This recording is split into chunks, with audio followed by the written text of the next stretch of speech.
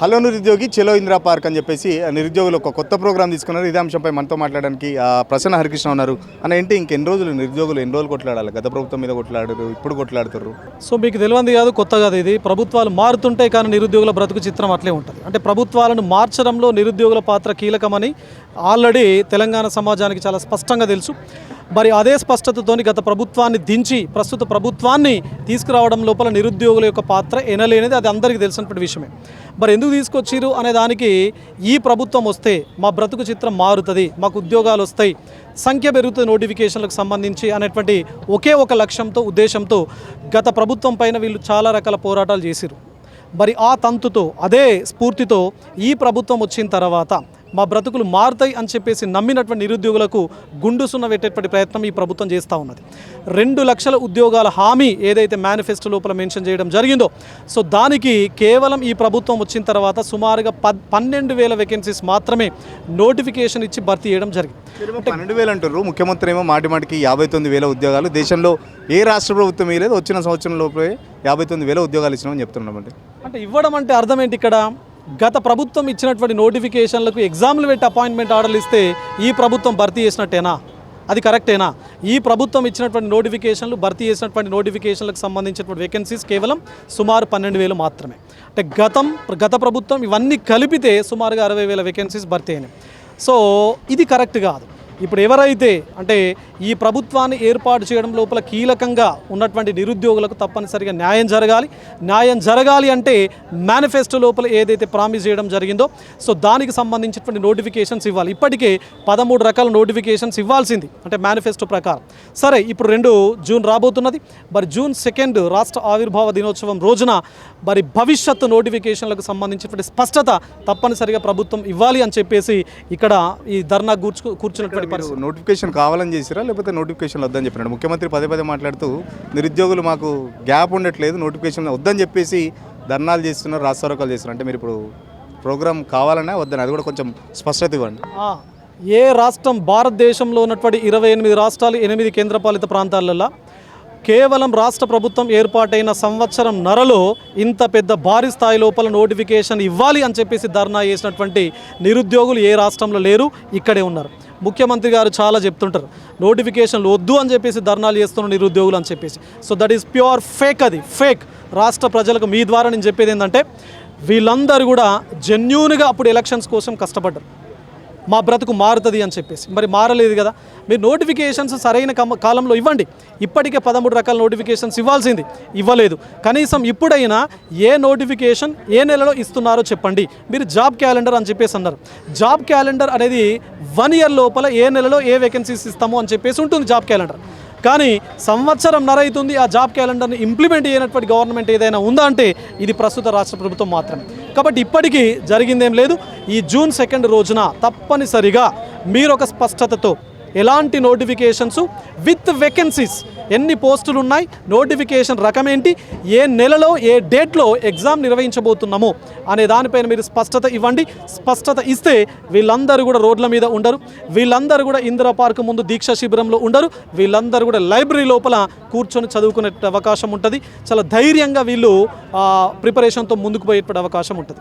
ఇప్పటికీ ముఖ్యమంత్రి నన్ను కోసుకుని తిన్నా డబ్బులు లేవు, రాష్ట్ర ఆర్థిక పరిస్థితి మొత్తం అప్పుల్లో కూరుకుపోయింది, దిగజారిపోయింది అని చెప్పిన ఉన్న ఉద్యోగులకే రాను జీతాలు ఇవ్వలేని పరిస్థితి అని చెప్పేసి స్టేట్మెంట్లు అయితే ఇస్తుండు. మళ్ళీ ఇప్పుడు ఇంకా కొత్త నోటిఫికేషన్లు, కొత్త ఉద్యోగాలు ఇచ్చి వీళ్ళకి జీతాలు ఇచ్చే పరిస్థితి ఉందా రాష్ట్రానికి సంబంధించి? రాష్ట్ర అధినేత ఎవరైనా కావచ్చు, whether it is Revanth Reddy గారు ఆర్ XYZ ఎవరైనా కావచ్చు, ప్రభుత్వాధినేత ఒక తెలంగాణ రాష్ట్రానికి లేదా ఏదైనా ఒక రాష్ట్రానికి భవిష్యత్ హామీని, భవిష్యత్ స్పష్టతను, ఒక విజన్ను, ఒక హోప్ని ఇవ్వాలి ప్రజలకు. ఆ హోపుతో ప్రజలు వాళ్ళ గుండెల మీద చేయి వేసుకొని నిద్రపోయే అవకాశం ఉంటుంది.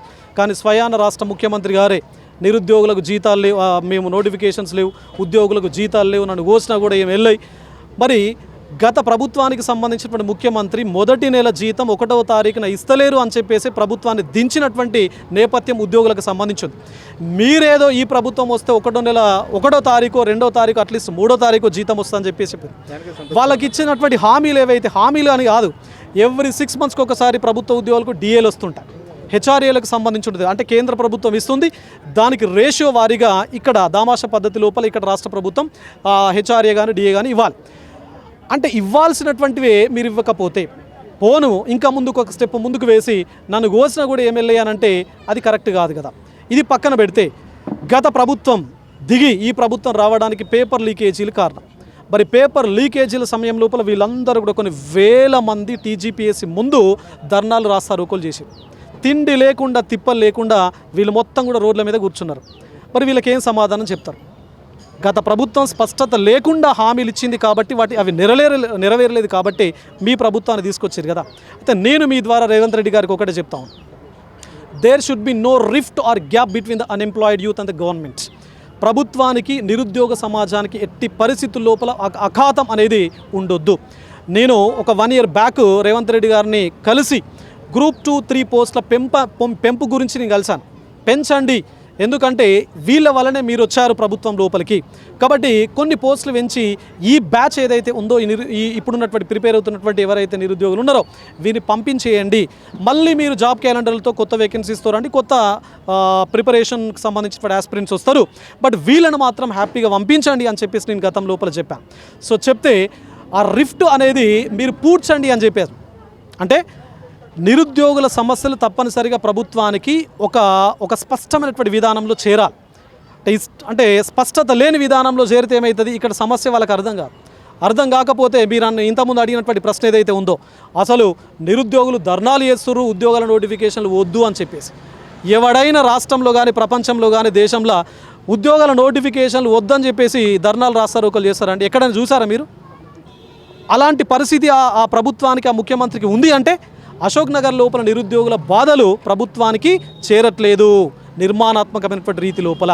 సో జాగ్రత్తగా మీ ద్వారా నేను రేవంత్ రెడ్డి గారిని నేను ఒకటే అడుగుతున్నాను, జూన్ 2వ తారీఖున నిరుద్యోగులకు సంబంధించినటువంటి ఖాళీలు నోటిఫికేషన్లు ఎప్పుడు పరీక్ష పెడతారు, ఏ నెలలో ఏ డేట్లకు సంబంధించి అనే దానిపైన స్పష్టత అనేది మీ వైపు నుంచి తప్పనిసరిగా రావాలి అని చెప్పేసి నిరుద్యోగుల పక్షాన నా ద్వారా మీ ద్వారా రేవంత్ రెడ్డి గారిని నేను విజ్ఞప్తి చేస్తాను. గతంలో వీళ్ళు మాట్లాడి వీళ్ళతో రెచ్చగొట్టి ఆ ప్రభుత్వం తెచ్చుకున్నారు. అప్పుడు మాట్లాడిన మేధావులు ఎందుకు ఇప్పుడు అసలు చాలామంది మేధావులు, ఇప్పుడు నేను పేరు తీసుకోదలుచుకోలేదు, ఆ మేధావులు ఇప్పుడు ఎందుకు మరి మౌనంగా ఉన్నారు? ఇక్కడ ప్రతిసారి పోయినసారి వీళ్ళు పెట్టే ప్రోగ్రాం కల్లా ప్రతి గెస్ట్గా వచ్చారు, మరి ఇప్పుడు మాత్రం కనీసం ఫోన్ చేసి కూడా లిఫ్ట్ చేయలేని పరిస్థితి. నాతో కొంతమంది నాయకులు చెప్తున్నారు, నిరుద్యోగులకు సంబంధించి ఏదైనా ప్రోగ్రామ్ ఆర్గనైజ్ చేస్తే కూడా కనీసం తప్పించుకునే పరిస్థితి. ఏం చెప్తారు మరి వాళ్ళకి? సో ఒకటే, ఇప్పుడు నిరుద్యోగులకు సంబంధించినటువంటి సమస్యల పట్ల రాజకీయ రంగ ప్రవేశాలు వద్దు, పార్టీల ఇన్వాల్వ్మెంట్ ఇక్కడ వద్దు. ఎవరైతే గతం నుంచి ఎవరైతే నిరుద్యోగులకు సంబంధించి ఏదైనా చేయాలి అనుకుంటున్నప్పుడు గతంలో రెస్పాండ్ అయినటువంటి ఎవరైతే మిత్రులు ఉన్నారో ఆ మిత్రులందరూ కూడా మీ ద్వారా నేను చెప్పదలుచుకునేది ఏంటంటే, నిరుద్యోగులకు సంబంధించినటువంటి agenda is different, party agenda వేరు. మీరు పార్టీ రంగును నిరుద్యోగులపైన ఎట్టి పరిస్థితి లోపల పూయకండి. వీళ్ళకు సంబంధించినటువంటి సమస్యల వల్లనే ఈరోజు రాష్ట్రం లోపల మీరు ఏదో ఒక పదవి లోపల కొనసాగుతూ ఉన్నారు. కాబట్టి మీరు పదవిలో ఉన్నప్పటికీ ఒక బాధ్యతగా, ఒక ఏమంటారు, సామాజిక స్పృహ ఉన్నటువంటి వ్యక్తిగా, సామాజిక బాధ్యత ఉన్నటువంటి వ్యక్తిగా, నిరుద్యోగ పక్షపాతిగా మీరందరూ కూడా వీళ్ళు ఏ స్టెప్ తీసుకున్నా కూడా రండి, నైతికంగా మద్దతు తెలపండి. మీరు ధర్నాలు వచ్చి కూర్చోకండి, నో ప్రాబ్లం, ఎందుకంటే పార్టీ లైన్ మీరు తీసుకున్నారు కాబట్టి ఒకవేళ మీకు ఆ ఇబ్బంది కనుక ఉంటే నైతికంగానైనా వీళ్ళకు ఒక భరోసా ఇచ్చేటువంటి కార్యక్రమాన్ని మీరు తీసుకోండి. ఎందుకంటే వీళ్ళ వల్లనే ప్రతి ఒక్కరూ ఇప్పుడు రాష్ట్రం లోపల వివిధ రకాల పదవులు ఉన్నారు కాబట్టి ఆ మిత్రులు మన మిత్రులే కాబట్టి ఆ మిత్రులందరికీ కూడా మీ ద్వారా నేను చెప్తా ఉన్నాను. ఫైనల్గా చెప్పండి, ఎట్లా ఉండబోతుంది ప్రసన్న హరికృష్ణ మద్దతు భవిష్యత్తులో? ఇదే ఈ ప్రోగ్రాంతో ఆగిపోద్దా, లేకపోతే భవిష్యత్తులో ఎలాంటి కార్యాచరణ ఉండబోతుంది?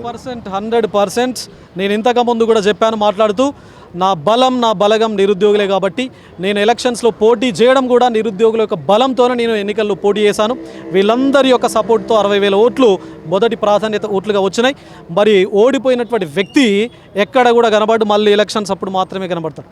ఓడిపోయిన వెంటనే నేను మళ్ళీ నిరుద్యోగుల యొక్క గ్రూప్ అని ఇష్యూ కావచ్చు, లేకపోతే ఈరోజు జరిగినటువంటి ధర్నా కార్యక్రమం కావచ్చు, హెచ్సియు భూములకు సంబంధించినటువంటి ఈ ఇష్యూ కావచ్చు, అదేవిధంగా టెట్ డిఎస్సికి సంబంధించినటువంటి ఫ్రీ కోచింగ్ క్లాసెస్ కావచ్చు, గ్రంథాలయాలకు సంబంధించినటువంటి విద్యార్థుల లోపల స్ఫూర్తిని నింపేటువంటి కార్యక్రమాలు కావచ్చు, అవన్నీ కూడా కంటిన్యూ అవుతున్నాయి.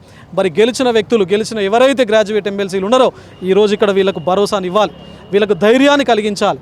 ఎవరు కూడా ఇక్కడ లేరు, మళ్ళీ ఓడిపోయినటువంటి నేనే ఇక్కడ వీళ్ళతో ఉన్నా. ఇది భవిష్యత్తు లోపల కూడా వీరు ఏ కార్యక్రమం తీసుకున్నా కూడా తప్పనిసరిగా ప్రసన్న హరికృష్ణ నిరుద్యోగ పక్షపాతిగానే ఉంటాడు, నిరుద్యోగుల యొక్క హక్కుల కోసం పనిచేస్తాడు, వాళ్ళకు వెన్నుదన్నుగా ఉంటాడు, వాళ్ళకు ధైర్యాన్ని భరోసాని ఇచ్చేటువంటి కార్యక్రమాల్లో పాల్గొంటాడు. ఖచ్చితంగా ఏదైతే రేవంత్ రెడ్డికి ఉన్న నిరుద్యోగులకు గ్యాప్ ఉందో ఆ గ్యాప్ ఖచ్చితంగా రేవంత్ రెడ్డి త్వరలో ఆ గ్యాప్ ఫిల్ చేసుకోవాలి, లేకపోతే కేసీఆర్కి పట్టిన గతే నీకు కూడా పడుతుందని చెప్పేసి ఆ ప్రసన్న హరికృష్ణ చెప్తున్న పరిస్థితి. ఎలక్షన్లో నన్ను ఓడించినా కూడా నేను నిరుద్యోగుల పక్షాన్నే ఉంటా, భవిష్యత్తులో నిరుద్యోగులు ఏ ప్రోగ్రాం చేసినా నేను ఖచ్చితంగా నిరుద్యోగుల ఆ తరపున రేవంత్ రెడ్డి ప్రభుత్వానికి నిరుద్యోగులకు సంబంధించి వాళ్ళకు అన్నదండగా ఉంటానని చెప్పేసి ప్రసన్న హరికృష్ణ చెప్తున్న పరిస్థితి. వీడియో జర్నలిస్ట్ కళ్యాణ్తో సురేష్ పల్లవి టీవీ, ఇంద్ర పార్క్ నుండి.